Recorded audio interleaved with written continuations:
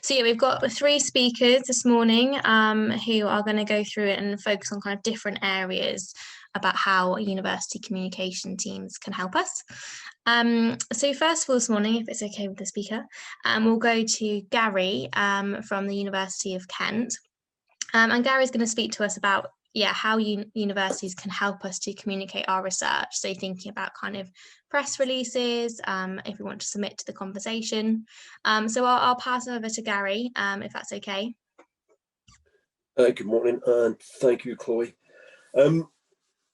So a couple of things I'd like to cover this morning, or certainly have a look at. One is, and to begin with, I think, what we do as a press office, university press office, on an almost daily basis. First and foremost for us, we're looking for new research to publicize, publicity opportunities, or we're actually publicizing research on a daily basis. I have a team currently of 2 full-time press officers and a press office assistant. So we, from 9 o'clock in the morning through to the evening, we are doing either one of probably 6 or 7 things. The first is we are continually liaising with the comms officers in our academic schools and divisions, as well as our academic networks, with each school and division having a dedicated press officer. So, for example, the division of Human and Social Sciences will have a press officer who is working with the schools of politics, economics, social anthropology, etc. Each press officer, including myself, we're horizon scanning externally for potential expert comments on forthcoming events, announcements, whatever it might be, anywhere that we might have an opportunity to insert our experts or expertise in regional, national, or international news agendas. We are also scanning the news on a daily basis for expert comment opportunities. So at the moment, the press officers, by now it's coming up to 9:30, they will have already had a look around various news sites, BBC, Guardian, New York Times, whatever it might be, social media, just to see what's going on in the world, and if there's any way that we can put an expert forward or comment on certainly a topical or breaking news story. Again, on a daily basis, we are attempting to expand our researcher network. We do this through the likes of drop-in sessions, either face-to-face, which is preferable, or over the past year and a bit virtual. So we will make ourselves available to discuss, open door, to discuss publicity and research opportunities and processes with a range of colleagues, from PhD through to professorial, if you like. We present regularly to research groups and schools, this type of thing, for example. And again, on a daily basis, we usually are putting out appeals for experts on a particular topic through the comms officers in those academic schools or divisions, because that's they have that inside knowledge, that intelligence. Daily basis, we're matching experts to media requests, because it's not always who and what the media think they want, for example. So quite often they may request a psychologist on a particular topic, when in actual fact it could be a criminologist or vice versa, whatever it may be. So we will try to match experts to requests. But of course, the main thing and the most important thing for us as well is that we need to know that expert is both there and ready and willing to engage with the press. We regularly prepare researchers for working with the media. That will involve media training, story development, and interview feedback. And last but not least, it is disseminating that information, whatever it might be, new findings, outputs, through the most appropriate channels for it, whatever they may be. So what can we do to help you communicate your research? First and foremost, and I think my colleagues in and the press offices would agree, is work with us. Contact us, make us aware of forthcoming research, what it is you would like to do, your preferences in working with the media, because people do have a range of preferences. For example, some people prefer to do broadcast over print. Some people would prefer to do print only. But work with us, make yourself known, and also discuss the range of services that we can provide to you as a researcher. I think first and foremost, you need to establish, and we need to establish, what it is that you want to communicate and your reason for doing so. I think that's really important. So, for example, do you want to help change public awareness? Do you want to help influence policy? Do you want to make potential collaborators or funding bodies aware of the work that you're doing? So the reason for communicating is as important as wanting to communicate, in a sense. By working with us, we can also help establish the key messages or impacts from your research. Quite often, we have found over the years that because a researcher can be so involved with the project, excuse me, and the work that they have been doing or committed to for whatever length of time, that they may not necessarily see what the top line is, if you like, or what might attract media attention or interest. So we can work with a researcher on that to identify and establish key messages or key impacts from the research for that particular audience. We can also work with them to look at the angle or angles if there's more than one audience, which quite often there is. And of course, we can help establish and look at the most appropriate mediums for this. These include the press release, an expert comment or explainer, the conversation, which Chloe mentioned, and of course, social media. So if you start by looking at the first, which is the press release, the press release has been around for 100 plus years. It's essentially a cost-effective and highly efficient tool for presenting or conveying your message to a wide audience, usually by gaining valuable and free media coverage. What it's not is a marketing tool or sales pitch. A press release should contain information only and not be selling a product, if you like, or a service either.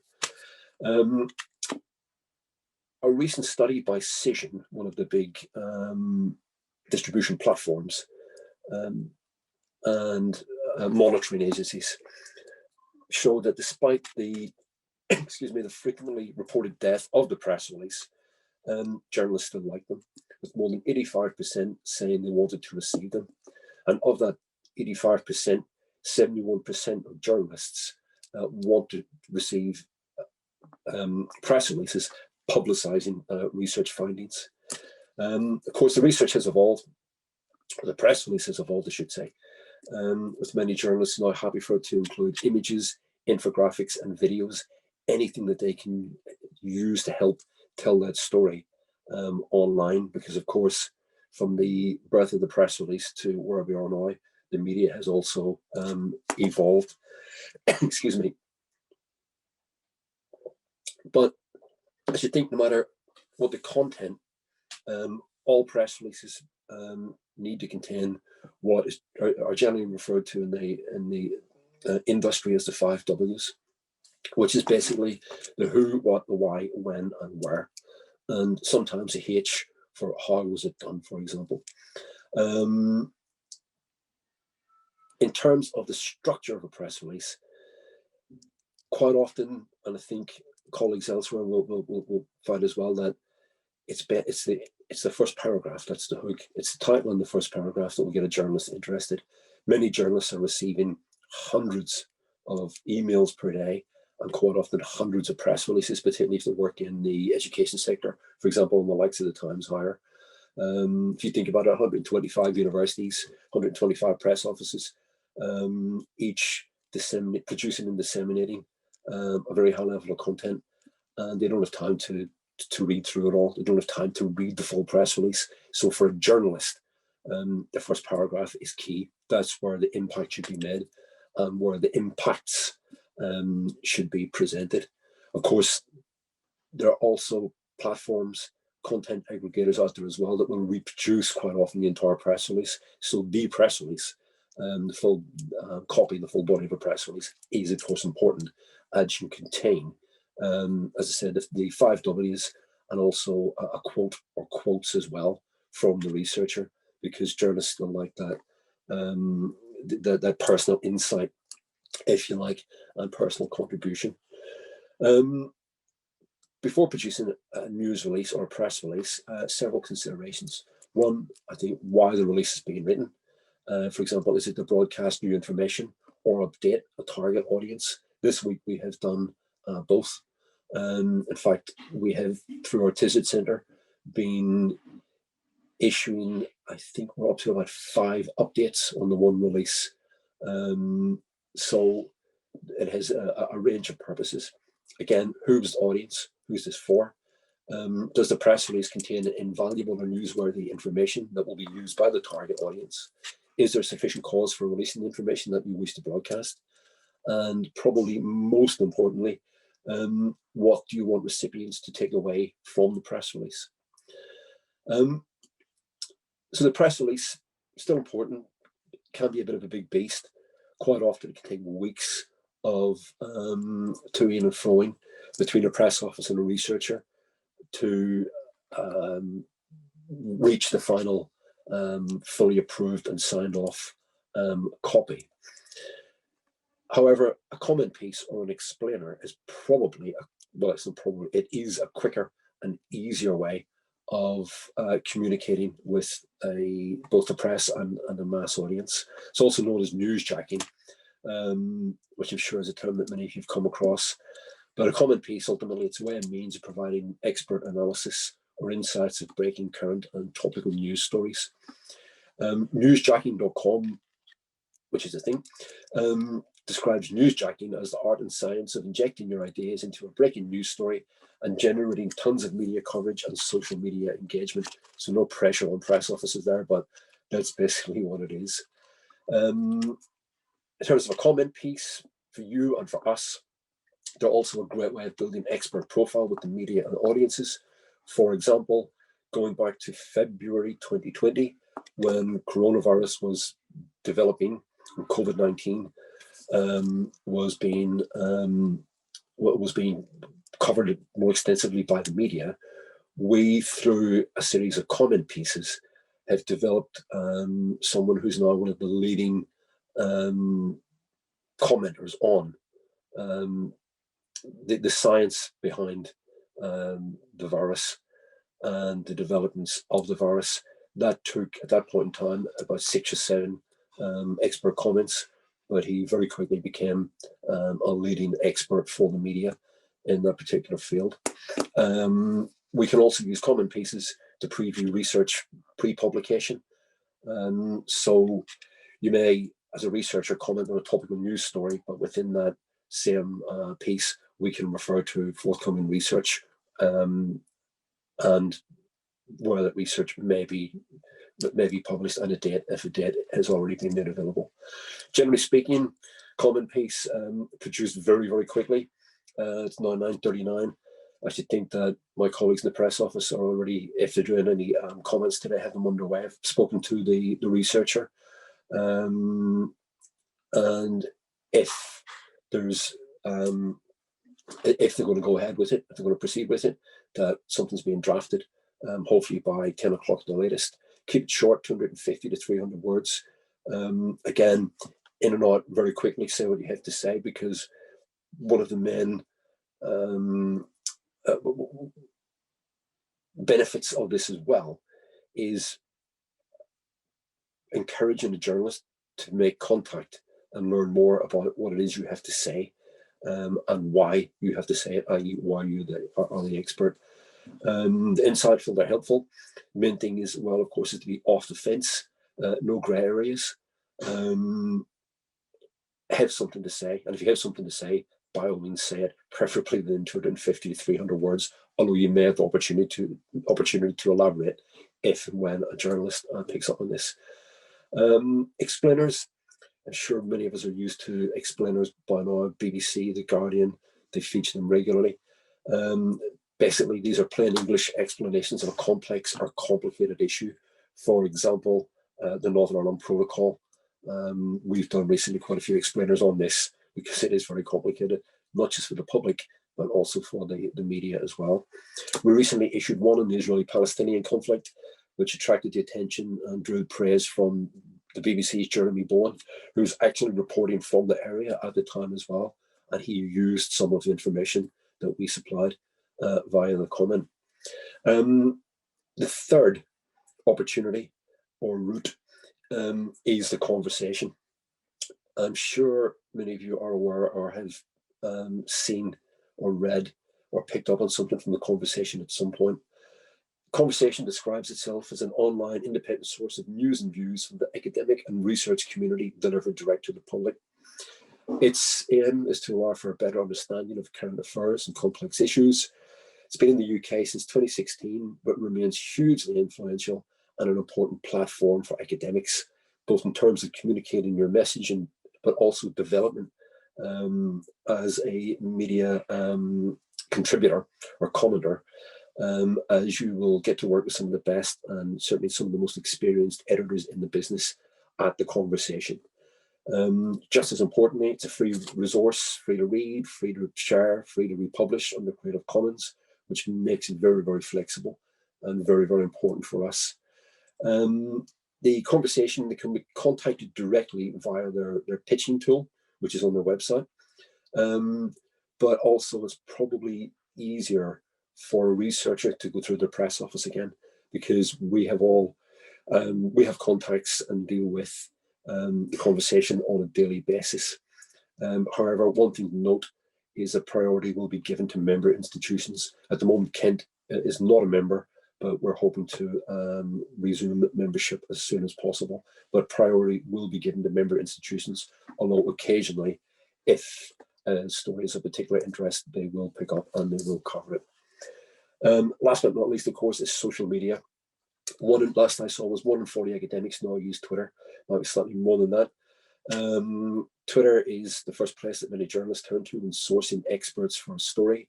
We would encourage you to use social media, practice in social media, target specific outlets or journalists in social media if those are the areas that you would eventually like to contribute more to or work with.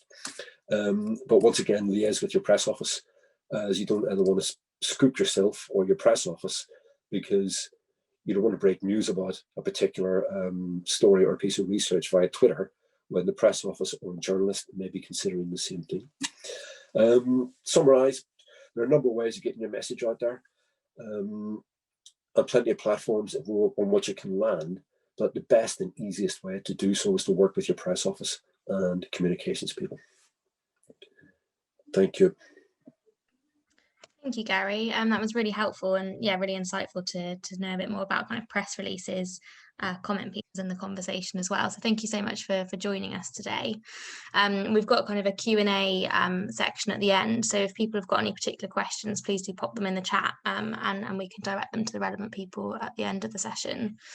So I'm going to pass over now to Naleka, who's a communications officer at the University of Essex, who's going to speak a bit more about kind of, I think, some of the processes about who to contact and how to go about communicating our research. So I'll pass over to you now. Good morning. I'm just trying to share my screen, which is always a challenge, isn't it? I think I've got it up. Can people see? Is that good? Yeah, we can see that. Great. Yeah. Okay. So good morning. My name is Naleka van Hulteren. I'm the communications officer at Essex, at the University of Essex, and I have responsibility for social sciences. In our comms team, we have 6 communication officers, and each of us take a faculty under our wing. I'm quite unusual in the team in that I don't do any corporate communications. I'm solely involved with social sciences. I don't do any of the crisis or corporate communications that my colleagues do.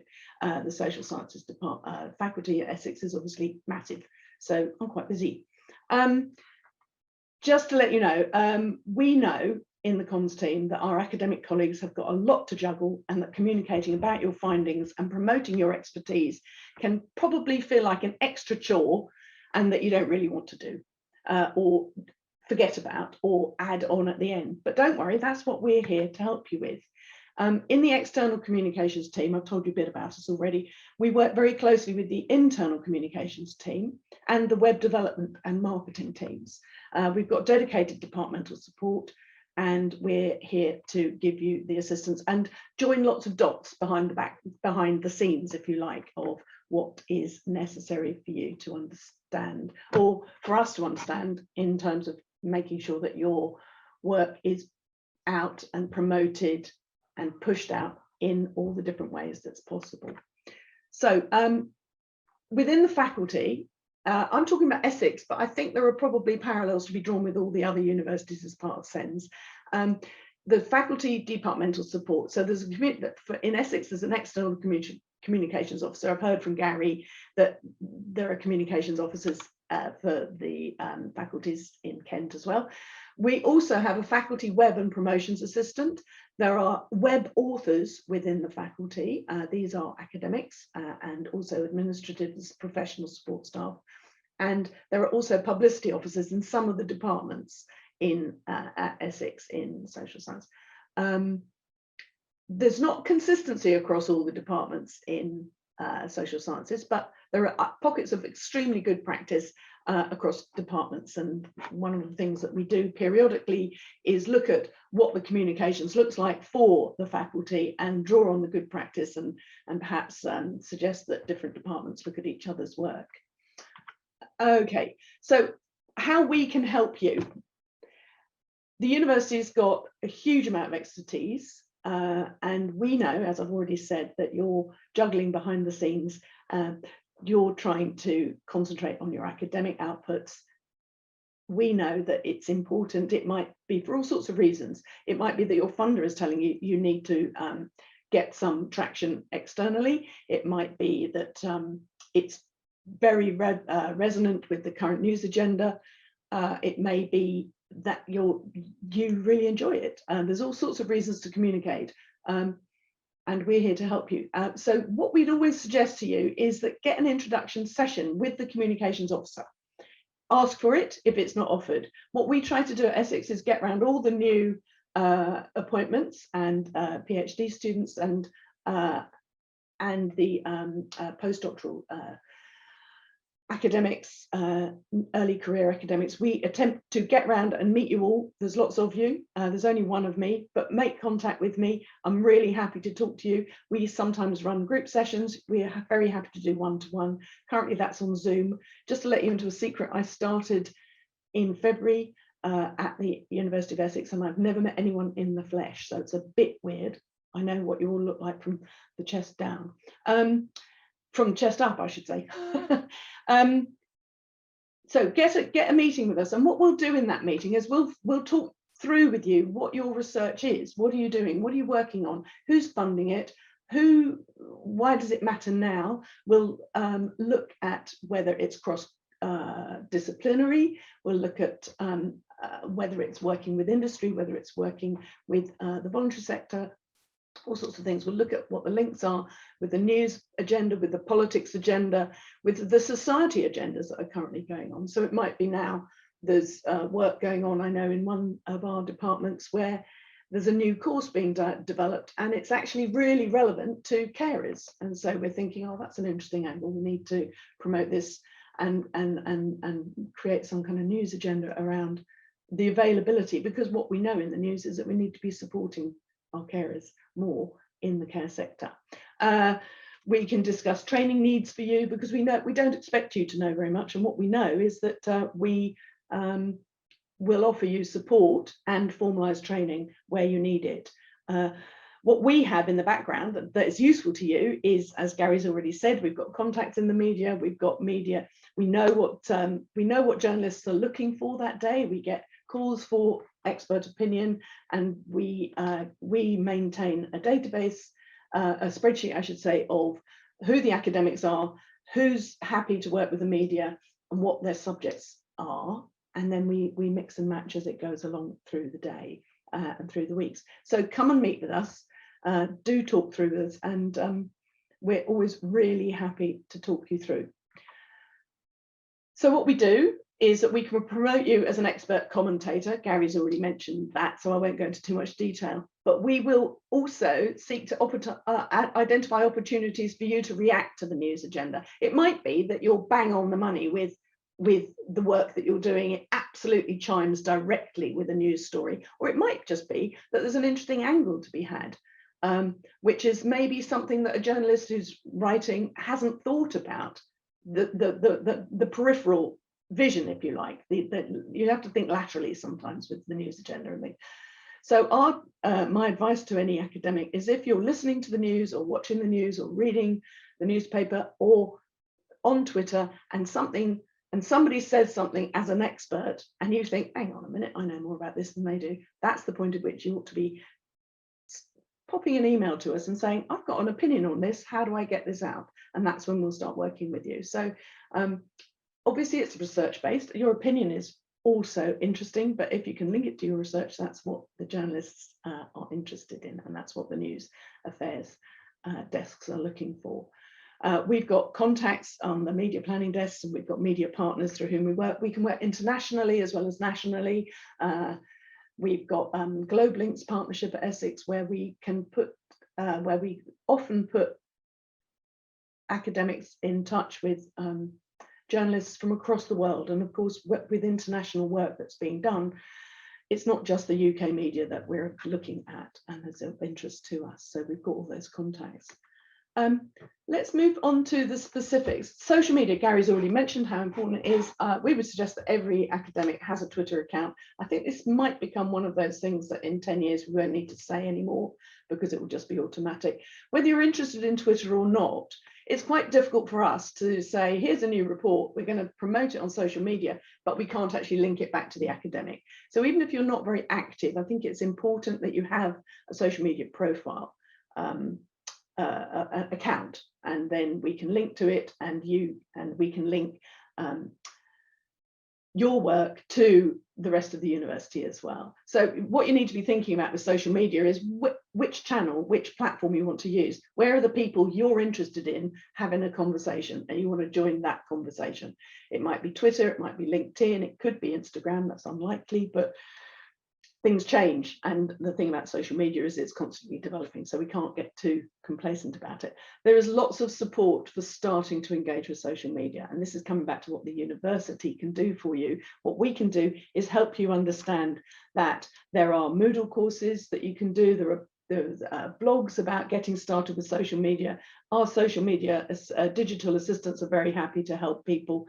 We can, the biggest tip is to remember to check out what your colleagues are doing. If you've got a colleague that you think is getting lots of promotion, just watch them. And when you start with Twitter, set yourself a time and say, I'm going to spend 10 minutes looking at it at the end of the day, or I'm going to do half an hour on a Thursday, or whatever it is. Otherwise, it could take over your life. Follow the university corporate accounts, follow the departmental accounts, follow your colleagues, follow your former colleagues and fellow students, because that is the way you build your communities. And start by watching. Just start by going on and being what they call a lurker. Not a very pleasant term, but quite helpful. And do ask us for help. There's, as I say, there's lots of training modules. There's lots of do's and don'ts and checklists. There's also the safeguarding checklists. We know that Twitter can be quite an explosive area. So there's support and help for you that you can find through the universities, and do ask for it. So the other thing we can do is help publish web content about your work. The websites for universities is a crucial landing page. I call it a bucket. So it's where we can put tons and tons of information about you, about your research, about the university. And these all act as useful tools or links that you can use. It's important to keep your profiles up to date. We can help you with that. So the websites of the universities, there's a news page. We publish all news stories on our website. whether and they will then also be press released externally, but they're linked. Our website's got all the news stories that we put out on it. There's a research showcase for more in-depth research, which we work on stories for people. So then if you're doing a press release, it can link back to the research showcase. We can write our own stories about your research. We can also then use that to promote for the research centres and the research groups that you may be part of. So we link it all together so that in the background, there's a lot of work going on to make sure that when we look at an individual, we can see which department they're in, which research group they're with, what news has come out, top tweets about it, research in-depth reports, etc. So, and lots of personal profiles going on there as well. Very important that you keep your individual profile up to date, because that is your key tool. Every time we release a press release about an academic, we link back to their profile on the website. So it's your responsibility to keep that up to date. If you need help with that, there are people to help you. The marketing people, the digital support staff will be able to support you with that. And so we've got lots of things to offer you. Don't forget, we've also got brand and accessibility support with new guidelines. It's important that any documents you put on the website are accessible to people, and we've got lots of guidelines as to how to make that simple, templates to use, image banks to use, lots and lots of useful resources to help you promote your work in a very approachable way. Lots of support for blogging. Blogging is the new big thing.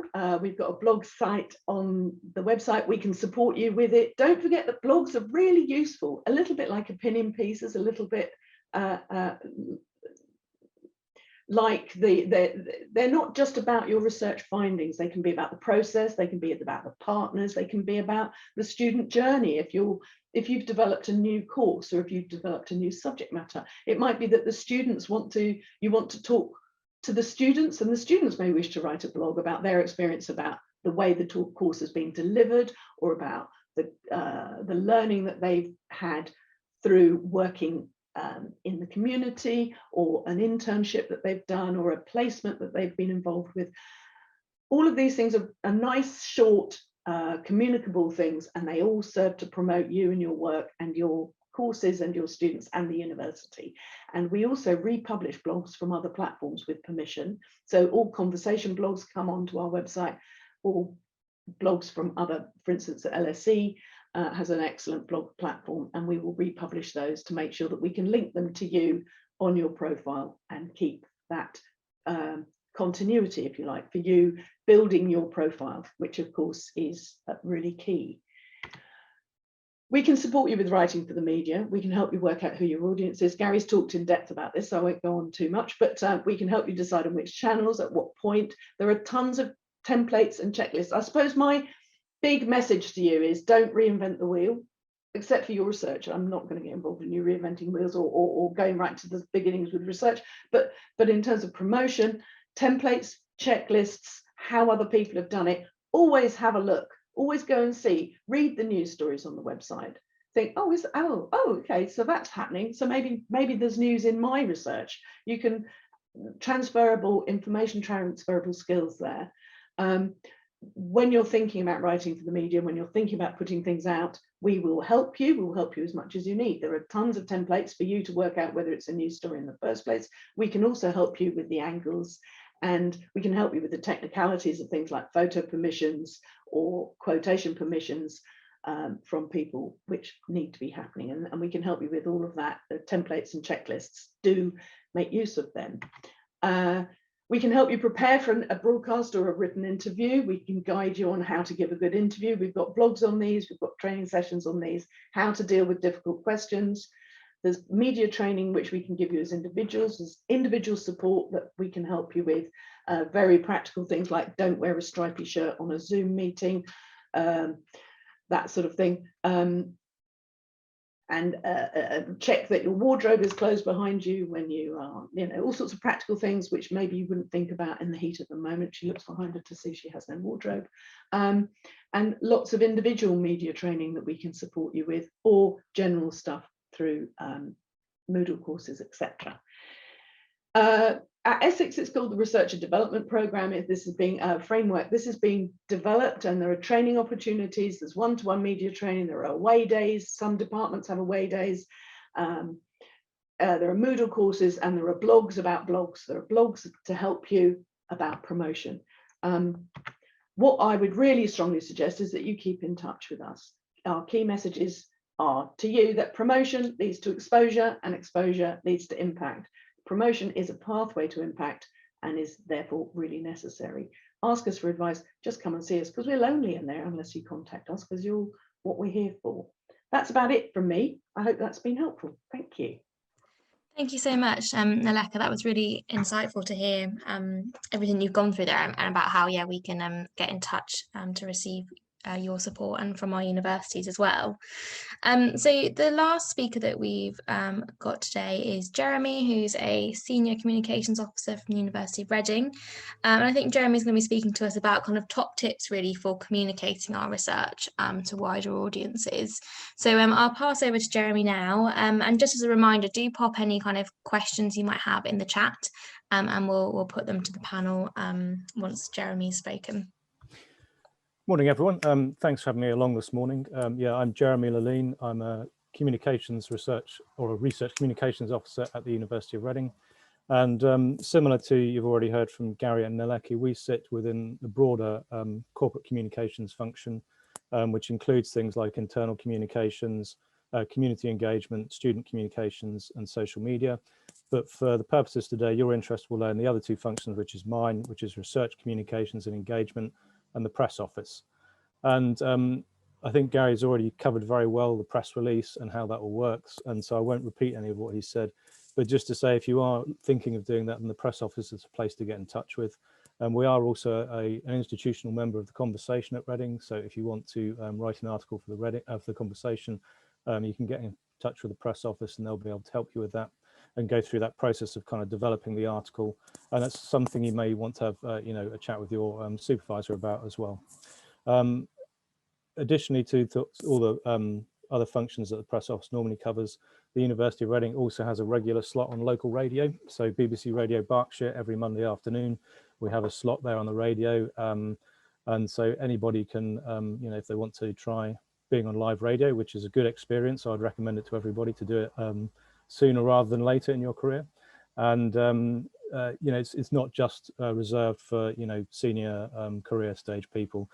Several PhD students have been on there recently, and one that I was working with on a particular project recently, she works on flooding and forecasting prediction, so she was on that radio slot. So that's the sort of thing you can get in touch with the press office about. And then I think for communication more broadly, that would be the team I work for, which is research communications and engagement. And we cover many of the things that, for example, Naleka touched on. So we do offer training through the grad school here at the University of Reading, and also we can offer support individually.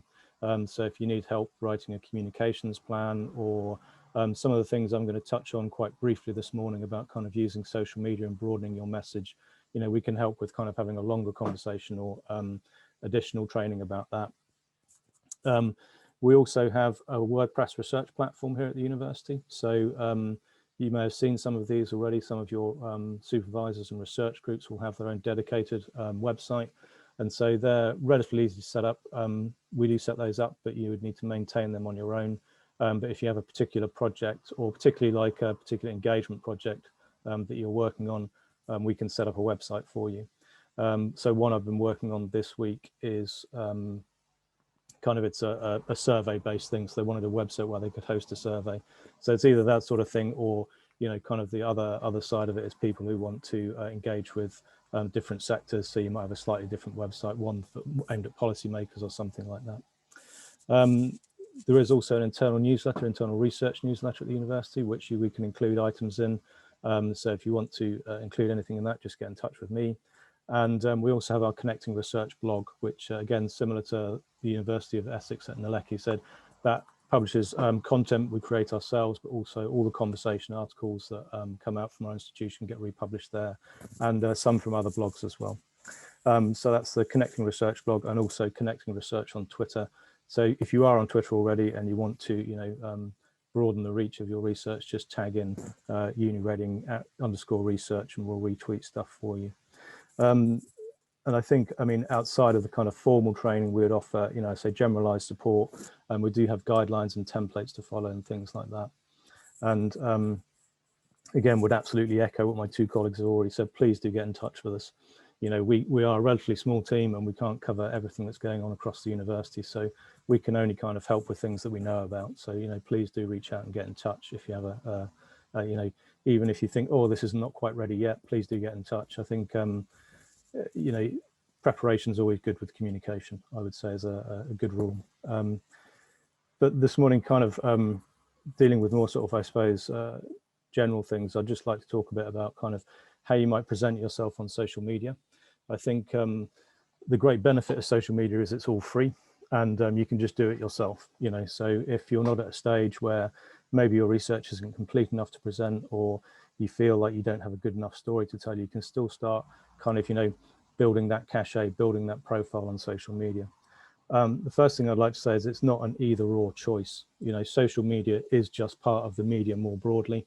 And again, Gary's already kind of alluded to this about, you often hear people say, oh, print is dead, and print media, print journalism and print media is dead.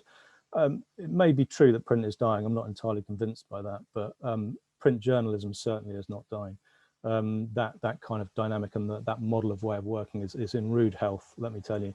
The most read English news website in the world is the Daily Mail website. So anybody who says that print journalism is dying, really, I don't think that's true.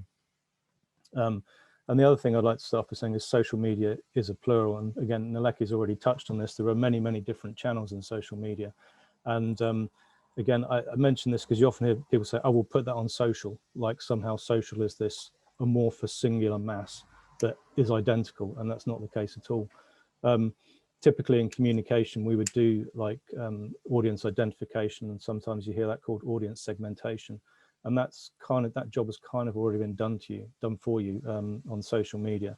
So, one of my colleagues' nephews was unkind enough to remark recently that Facebook is the place where middle-aged women go to gather. And it's probably largely true, but, I guess my point is, just because you don't use that medium or that social channel doesn't mean other people don't.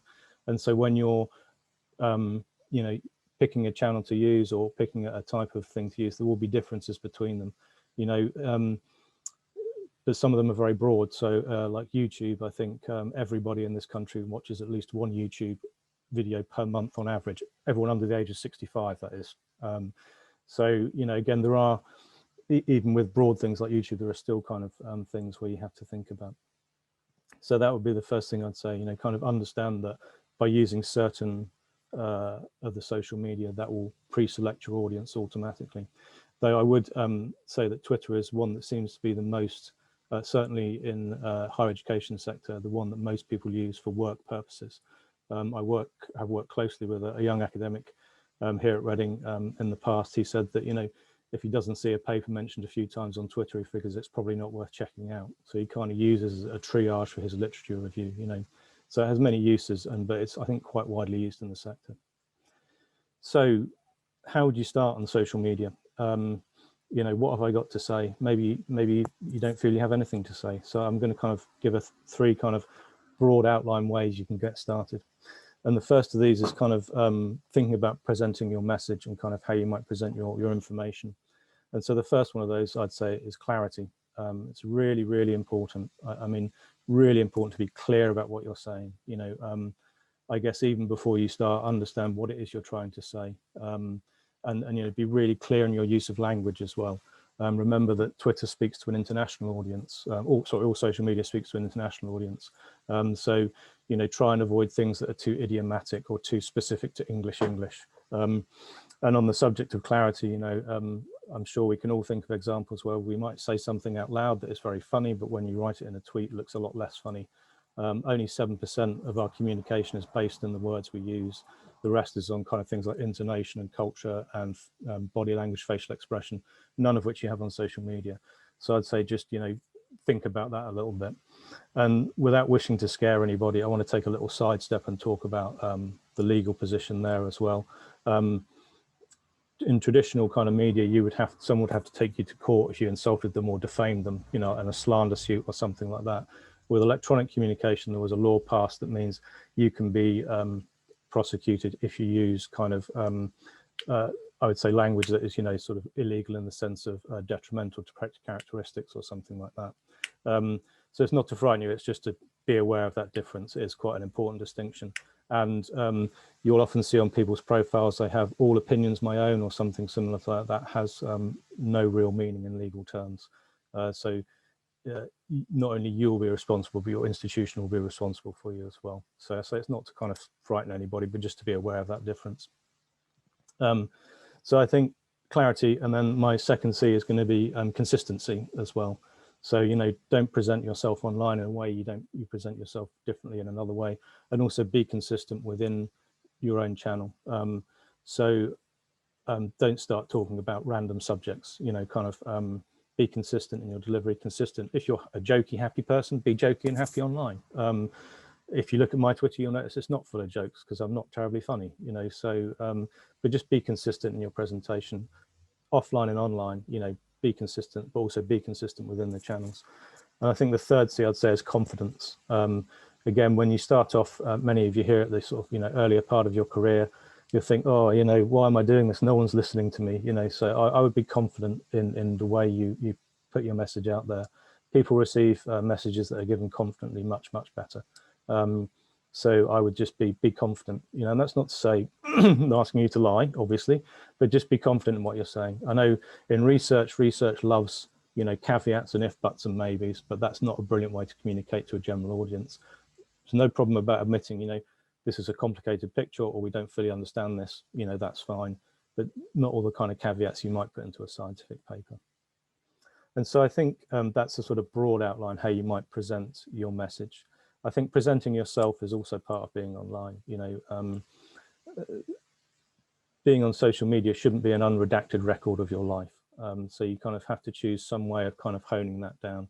And again, I think about this again with three different sort of points, and that is who I am, and what I do.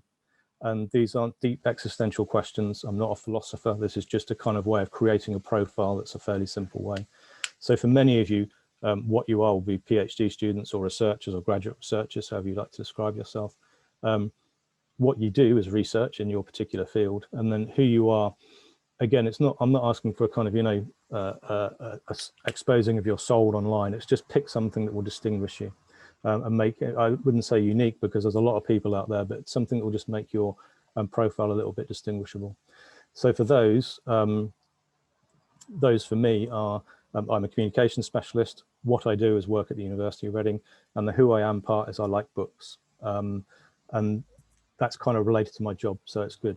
Now, me liking books isn't the sole totality of my personality and my life, but it's just what I choose to share online, and it makes kind of sense to do that with the other two things that I do.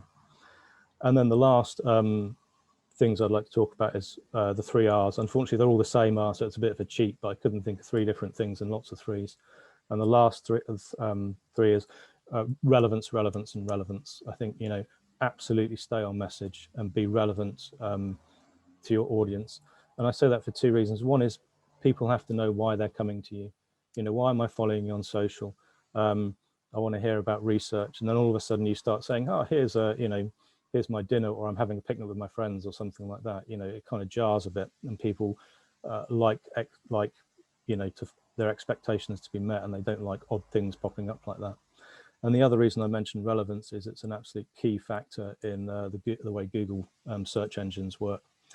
So the less relevant you are, the less well placed you'll be in Google search engine result pages. So if you can keep that relevance, you know, in your Twitter stream or in your, you know, feed or whatever it will be, you know, that will place you higher up there. So, you know, again, that's another point I make. You know, social media is not part of the internet, even though, you know, vast majority of the time we might interact with them through apps now. You know, if someone goes to search for you on, you know, types into Google, then that's still absolutely based on those kind of key search, you know, elements that Google has, and there are many. You know, it's not just relevance. There are many, but relevance is a very important one. So that's kind of just a sort of very, very quick overview of how you might get started and some kind of simple pointers. So those are the sorts of things where we can start. And if you want to have a further conversation about that with me, you know, we could really help develop those for you and cover, you know, some of the other things that you might need to get started. Thank you. Thank you so much, Jeremy. Again, that was really helpful. I particularly like the kind of the things in threes, because they're nice and easy to remember. So I think we'll go on to kind of sort of the Q&A for the last kind of 15 minutes. I know that Ismene had a couple of questions that she wanted to kind of kick off the Q&A with. If anybody else has any questions, feel free to either kind of put them in the chat, or you can kind of come onto the mic and ask them yourself. So maybe if I pass over to Ismene, and then everyone else can have a think if they've got any particular questions at all. Yeah, thank you. I'm going to play a little bit devil's advocate here. And I want to talk a little bit more about how you work with academics to communicate the research. And it's not only about, oh, you can use Twitter and this and that. So one issue that we have very often is that when you work with our research, you try to make it so simple or so sparkling that you literally sometimes undermine the content. And that has created a lot of tensions. And in some cases in social sciences at Essex, we have even sabotaged or boycott basically the communications because research can also be quite, if it's misinterpreted or is misrepresented, can create a lot of problems and sometimes also ethical problems from our perspective. And I want you to talk a little bit more about that. Now, a senior academic is easier for a senior academic to actually stand up and say, no, this is not what my research says. But for juniors, that might be a completely different situation. And that's for all three of you.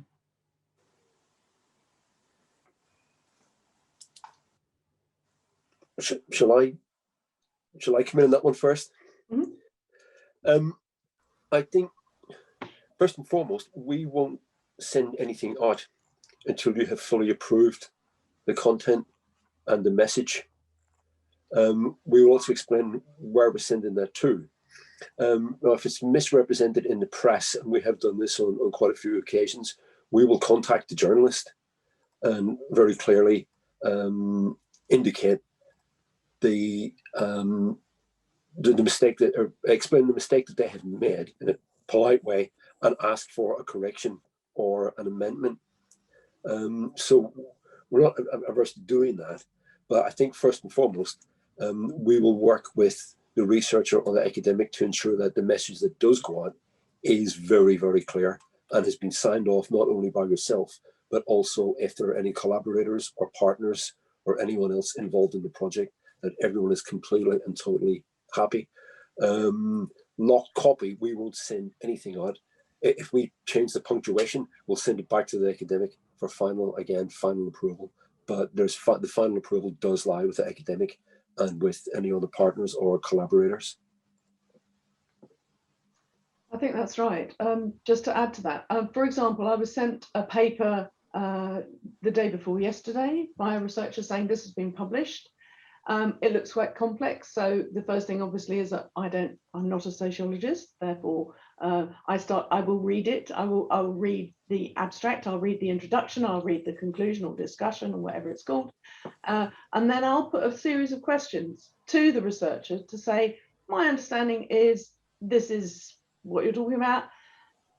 My understanding is that the audience might be this and this. Am I right in that?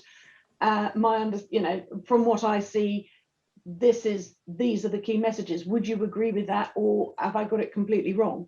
Very happy to be told I've got it completely wrong. And then the researcher will come back, and that's the toing and froing that Gary's been talking about. Is it's really important to have that understanding, and also then to have the conversation about explaining that if there is something that is potentially contentious or could be picked up by one news outlet in a way that the journalist isn't happy, that the researcher isn't happy with or wouldn't be happy with, then we give consideration about, well, maybe we won't, we talk through that issue and agree with the researcher what would go out and what wouldn't go out. I think having embedded, if you like, communications officers is a good approach, because we do get to know the faculty, we do get to know the areas of research better than if it's just a corporate communications team that dips into all different faculties. And I hope that that's worked. I haven't been at Essex long, so I'm not aware of the difficulties of the past, but we'll perhaps talk about that somewhere else. But those are the channels we go through, and as Gary says, without sign off, nothing will go out. But developing that relationship, helping us understand what the potential pitfalls are, and being upfront about what the potential pitfalls are, is really useful to us. If the researcher can explain that, or if we can see it from our perspective. Yeah, I don't really have too much to add to what Naleka and Gary have said. I mean, absolutely, we would never send out anything that hasn't been agreed. I guess the one thing I would say is work in the medium that you're happy with as well. If you want long form, with all of that kind of nuance and stuff added in, then the conversation is probably the place. I guess I don't want to speak for my colleagues, but I wouldn't say not all of what was discussed this morning is obligatory. It's about finding the right form and the right channel that suits you as well, so you're comfortable talking about your research. I think, Lloyd, we should move on because there are a lot of other questions. Yeah, that's fine. Yes, we've had a few questions. So someone's asked, they were kind of sort of doubting their confidence about, would journalists kind of prefer insights from an academic or someone with kind of a position or a title over sort of a PhD student?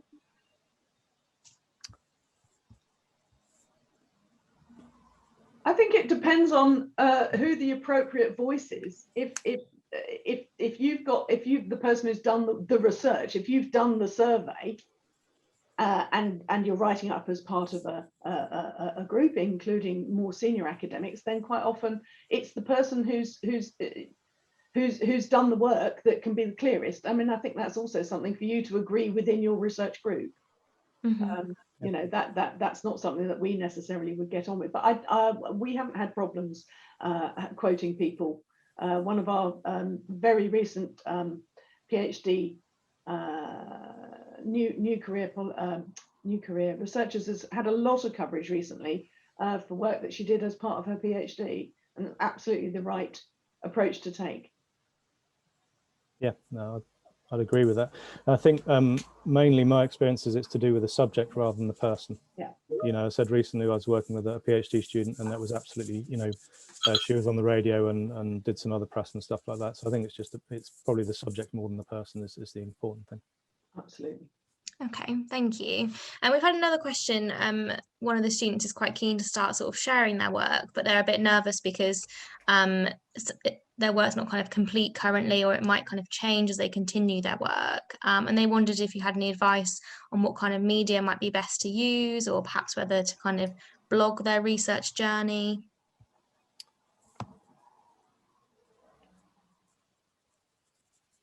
Yeah, I think blogging is possible.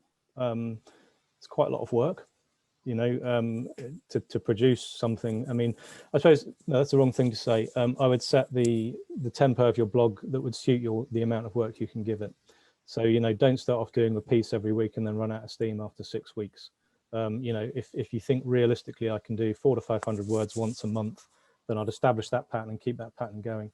I think it's absolutely apposite to talk about a research journey. Funnily enough, people like other people. So, people like hearing from other people about their experience as well.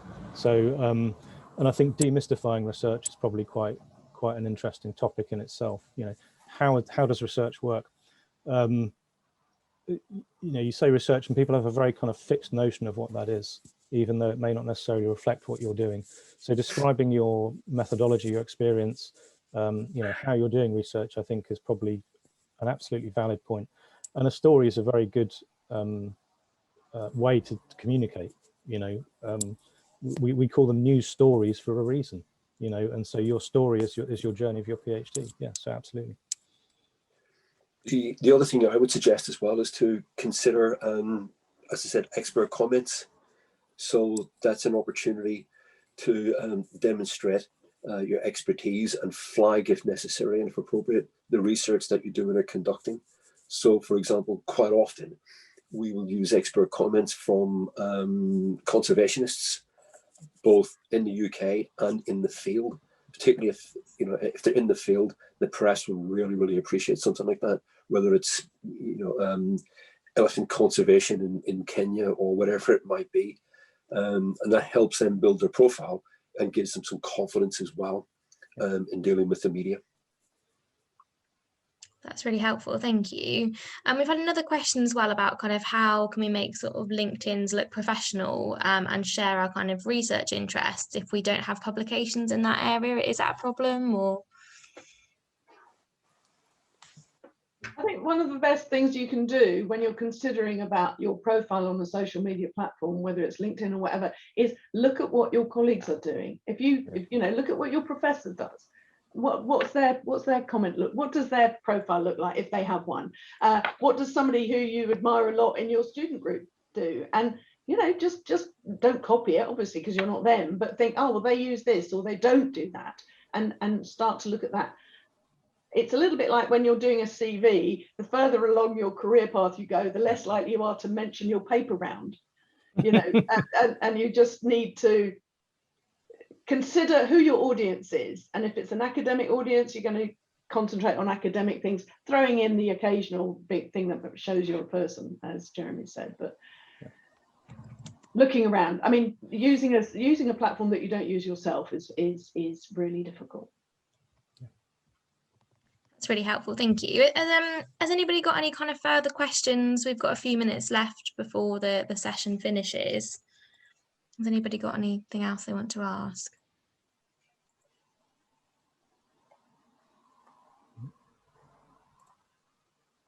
Just give another kind of minute or so in the chat, but I'd just like to say thank you on behalf of kind of all of the students for for giving up your time today and coming to speak to us. It's been really helpful to learn more about what the communications teams do and how you can help us throughout our PhDs. So thank you very much, and there's lots of comments in the chat thanking you as well. So yeah, thank you very much for joining.